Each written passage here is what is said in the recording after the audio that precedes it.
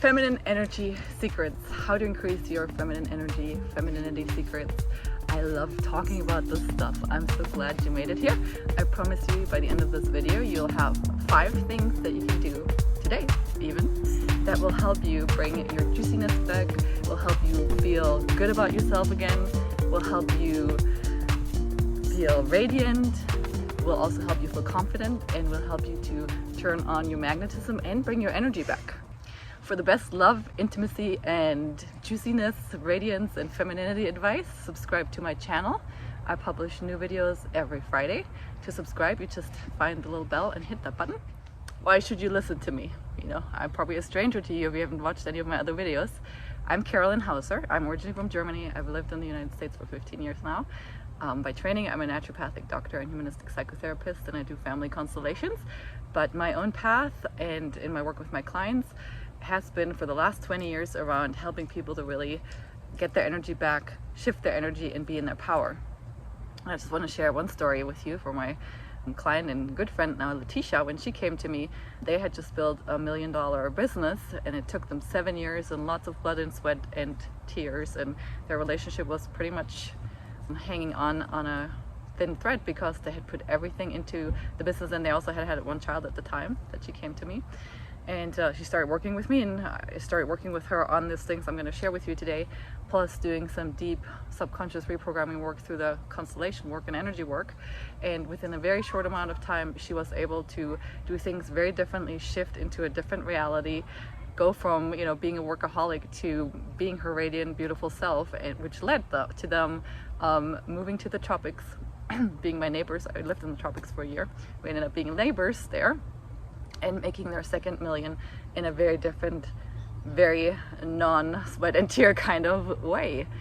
In her own words, her marriage now is the love affair that she's ever dreamt of, and they've been together for 10 years or so.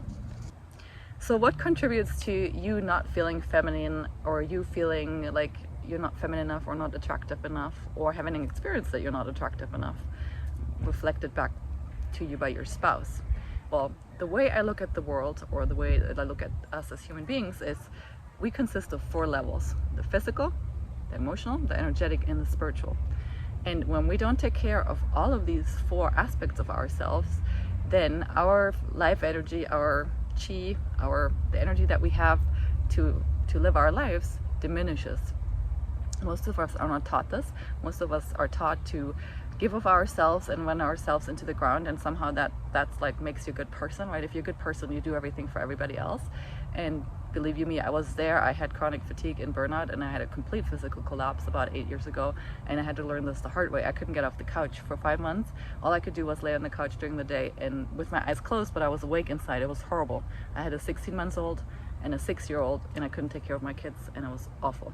So I don't wish that on anybody, but the good part about me getting to that low point was that if I wanted to get better, I had to learn a bunch of things, and I did, and that's why I'm here to share them with you now. So they're not just from working with clients, but really everything I'm teaching with you is I've used to help myself get out of a very low vibrational state of being, so a state where I was really just not having energy, no money coming to me, not a lot of physical pleasure, not living my purpose. Like every area in my health, with the health, money, career, and relationships, all of it was kind of like at the bottom.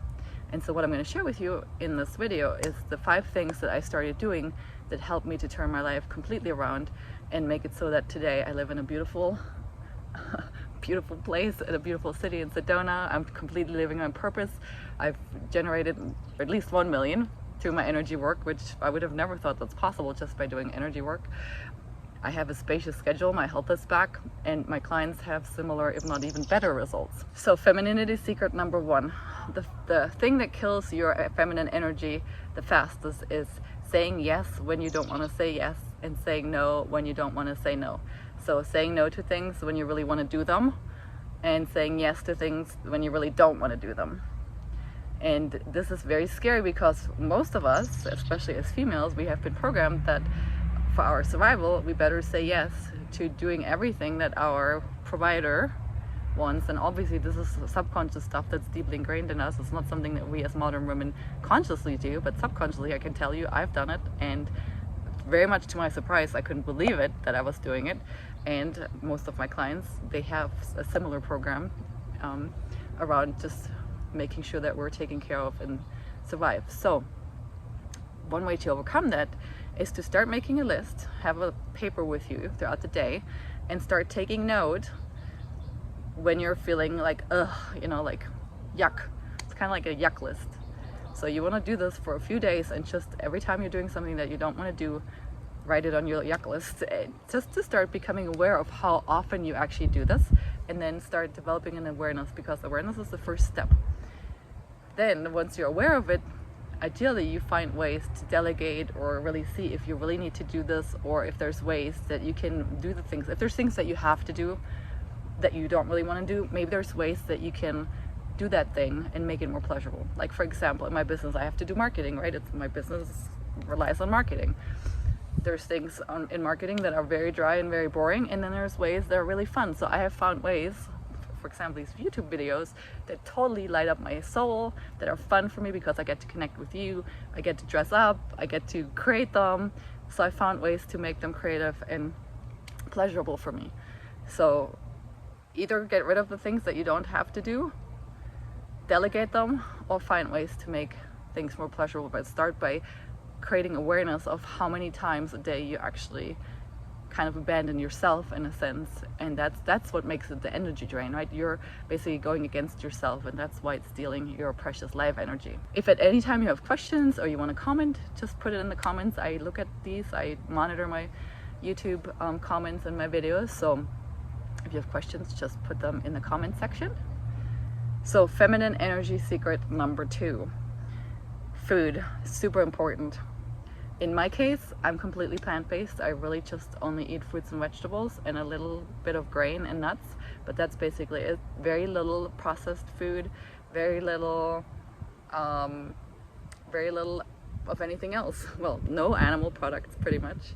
And the reason is that fresh fruit and fresh vegetables, they have the biggest amount of life energy, and when you're depleted, guess what you need? You need life energy.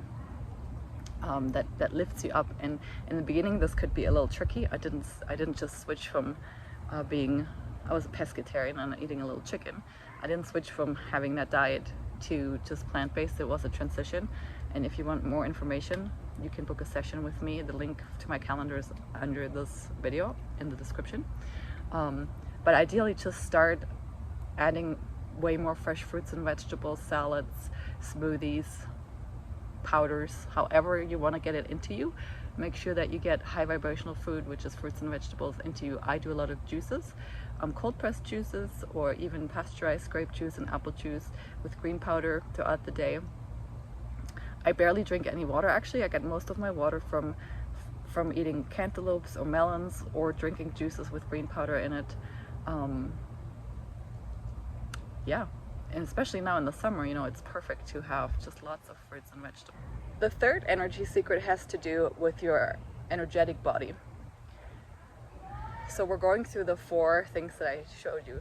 The first thing has to do with how you feel, right? Feeling like you want to do something or not want to do something. The second secret has very much to do with your physical body. So it's the emotional, the physical, the energetic, and the spiritual. We've gone over the emotional, the physical, and now this tip has to do with energetic. This is really one of the most powerful energetic practices that I can teach. This came to me 6 years ago. It was just channeled through me, and it's a different way of grounding, and this is specifically for women. So I scooted back a little bit so you can see me, and I'm going to explain this to you. So normally what we're taught, and I don't know if you've ever done grounding practices, but if you've ever done them, you're normally taught to do it through the back of your tailbone and then down through your feet. So grounding through your feet into the earth, or when you're laying down, just going down into the earth.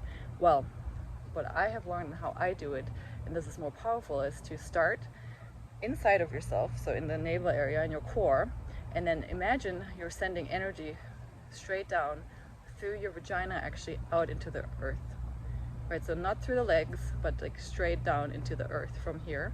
You could also do this standing up when you're speaking, or when you're having a conversation with a man, for example. If you shift your focus from just being in your head to like sending all your energy straight down into the earth and grounding yourself this way, you become instantly magnetic. So when you do this in the beginning, it might feel very, very weird and vulnerable, because you're basically penetrating your own vagina from the inside to the outside, right? It's almost like putting something in, but just the other way. So in the beginning, it might be perfectly normal that you're trying to send energy from your midpoint down and that you get stuck kind of here and it doesn't come out. That's okay.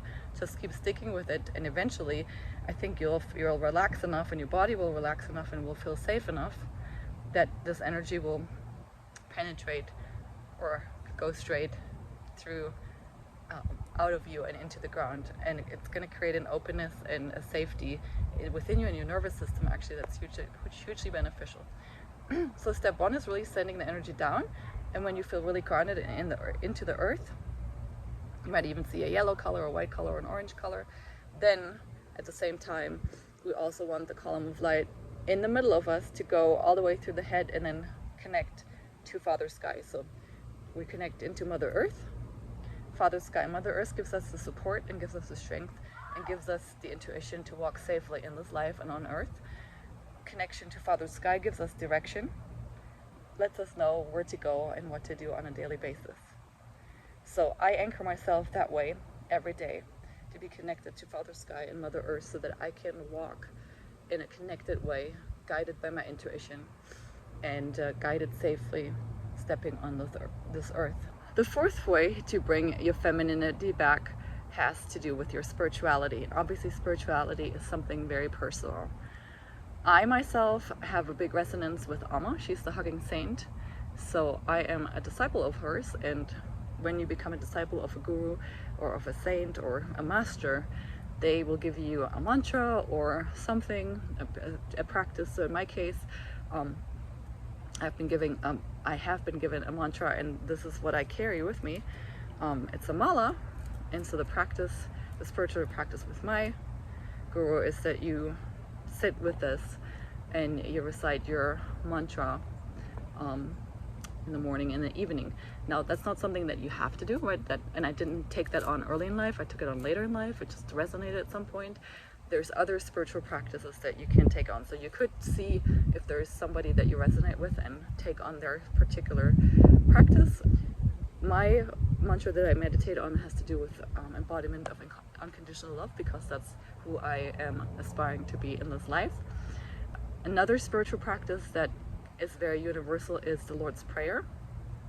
The story that I know is that that I believe also is that Jesus and Mary Magdalene were a couple, and after Jesus died, Mary Magdalene, and some of this is literally historically documented, Mary Magdalene went on and created the Catholic Church, was I think 5 million strong. They all got killed because they basically taught that we don't need a middleman, we don't need the church, we can commune directly with the divine, and that the only thing that we needed, the key to the direct communion, was the Lord's Prayer. And so the Lord's Prayer carries a lot of strength. Every sentence in the Lord's Prayer has its own meaning and is very specific. There's books on it, there's labyrinths that you can walk, but that's a very simple and very, very powerful and very universal Christian esoteric practice that I would recommend for anybody who wants to start taking on a spiritual practice, if you don't already have one. I say the Lord's Prayer every morning twice, and I just meditate on it, and I see which line resonates the most, and I just spend a few minutes on it, and that's what I do for my spiritual practice. So feminine energy secret number 5 is really probably the most important one. It's making it a lifestyle, making it a priority, making you and your own energy management and your own energy maintenance, and knowing about what to do in order to keep yourself in a good vibrational space, and starting to learn discernment and learning to say no to people and energies and things that drain you. It's a way of life, right? So with this, I want to invite you to not just make it an afterthought, but to start shifting into a lifestyle of a goddess. Like, how does a goddess create her day, right? A goddess does not run around like a headless chicken. A goddess takes time to take care of herself. A goddess takes time for her practices. A goddess is intentional. A goddess knows who she is. A goddess is of service. A goddess doesn't tolerate anything less than magic, right? So it's more of a mindset shift the last thing that I want to give you. If any of this is making sense to you, if any of this is like, yes, this is what I want to do, but I've tried and I can't because I just seem to have these blocks or belief systems that hinder me, book a session with me. These sessions are free. We're going to talk about your situation. Then we can talk about if I was going to help you, what that would look like. If you like this video, hit the like button. If you want more like this, subscribe, because like I said, I publish a new video every Friday. And so I hope this was really helpful. Let me know. I want to connect with you. I want to connect with you. I want to hear your story, because none of us was taught this. You know, we were all drinking with the mother's milk to sacrifice ourselves and not to be radiant goddesses. And it's not fun to be a radiant goddess by myself. It's more fun if we do this together, if we do this work together. And so I'm really hoping that I get to connect with you. So make sure to subscribe and to share this video with your friends. All my love to you. Bye bye. Thanks